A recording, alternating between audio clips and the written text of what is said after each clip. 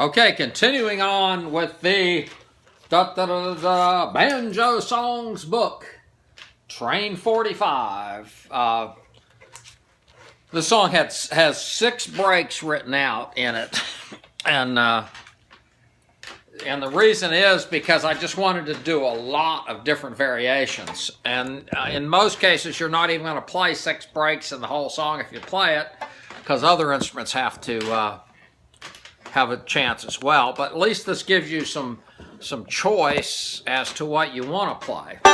So here's the 5th break, and I'll play the entire 16 measures.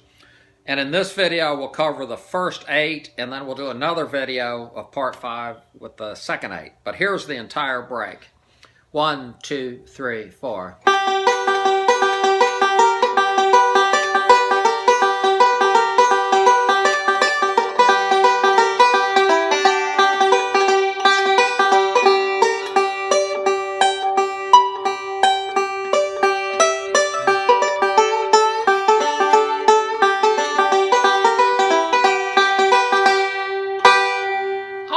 Try to play it a little faster and see if I can still get the feel of it. So here we go. 1, 2, 3, 4.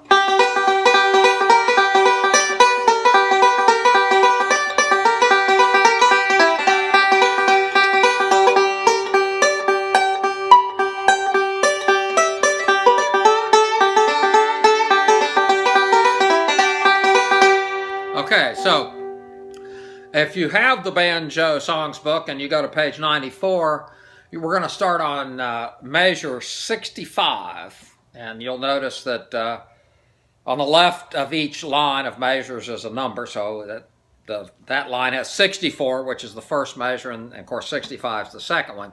Now, I'll go into this lick a little bit because it's a movable lick. In other words, here's what the lick sounds like.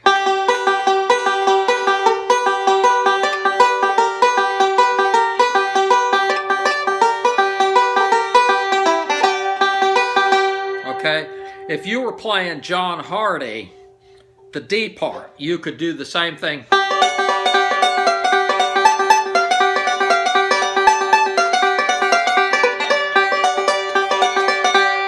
Maybe the banjo's not quite into it, but anyway, so it's a totally movable lick, or you can move it down to C.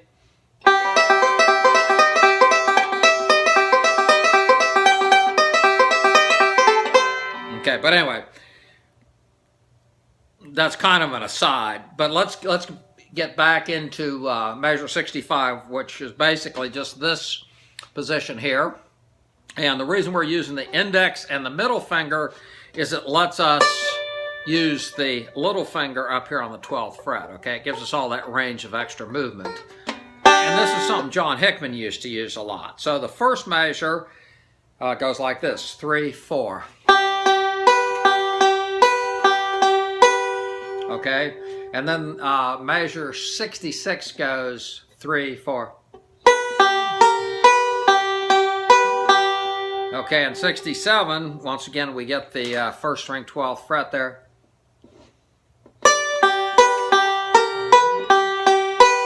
Okay, so the first 3 measures sound like this: 3, 4.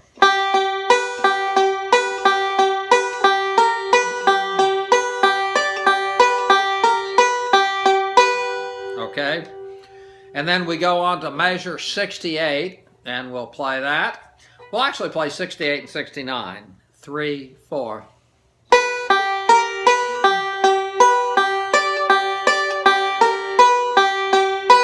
Okay, so once again, you can see how that works. Now let's play measures 65 through 70 and see what that sounds like. 1, 2, 3, 4.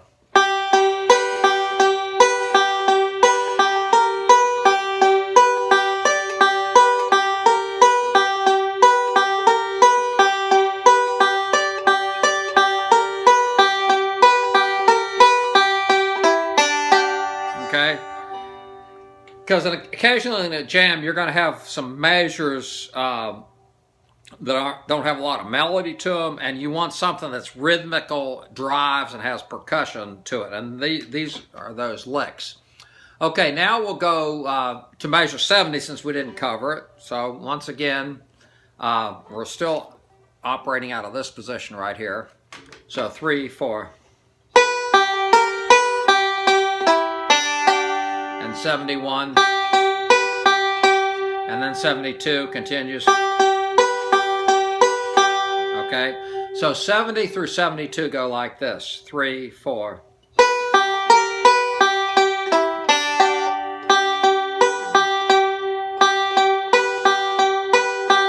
Okay, and 73 starts kind of a neat lick. Now, if you're playing Train 45 in B flat or B, you're going to run out of frets if you use this lick, so you'd have to change it a little bit, but I'll go ahead and play the lick as written in the tablature. So starting with 73, it goes.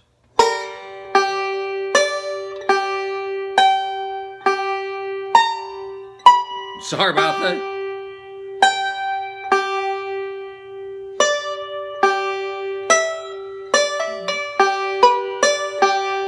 Okay, let me do that again.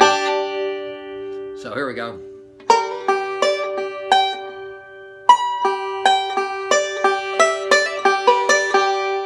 Okay. Now, when we get to 76, or let's say 75, you're going, let's see, 75 goes. And when we go to the first string 12th fret, we bar the first two strings. And then we play the 14th fret. And then we do a... Now to get that real clear, you do a hammer on, and then you can actually pull it down. Okay? Hammer on, and then you actually just pluck that string. So it goes.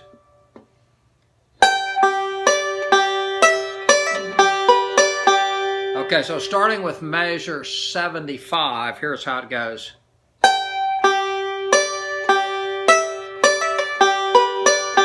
Okay, and then we have a fairly, actually, I wasn't even supposed to show that part. So we're going to play the first 8 measures, then we're going to go to the second video to show part 2. So here's the first 8 measures, starting with 65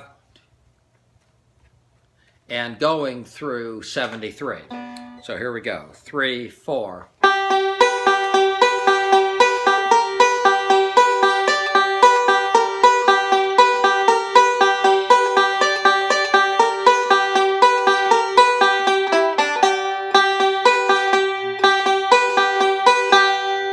Okay, so let's play the whole break and then we'll be done. 1, 2, 3, 4.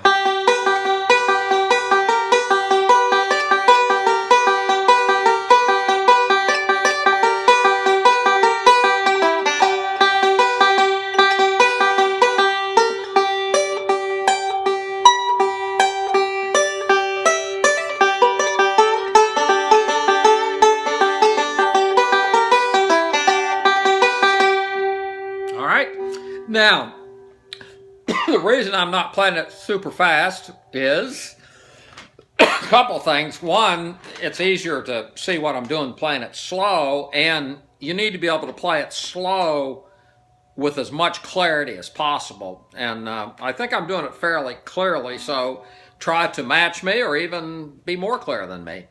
So see you on part 2.